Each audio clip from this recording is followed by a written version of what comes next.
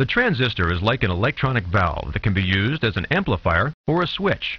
It can control a large current flowing through two regions of a semiconductor crystal, like silicon, with a small current applied to a middle region.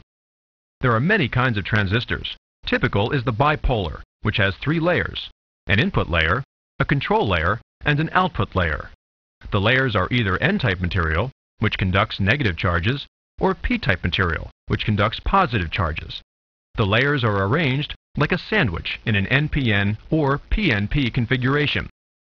The individual layers are formed by treating pure silicon with trace amounts of impurities.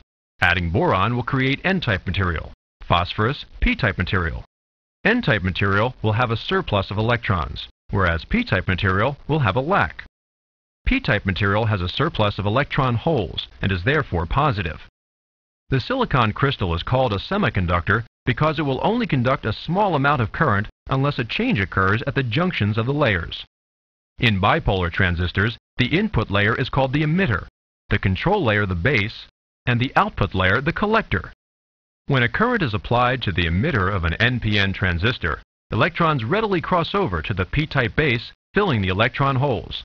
But when these holes are filled, the resulting negative charge repels further electrons that would come from the emitter. The transistor does not conduct. But when a small positive current is applied to the base, it will produce additional holes that will, in turn, allow more electrons to come from the emitter and pass through the base to the collector.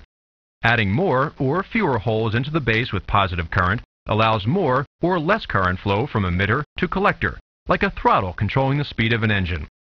Because the emitter to collector current flow is up to several hundred times greater than the emitter to base current, the transistor makes a powerful amplifier.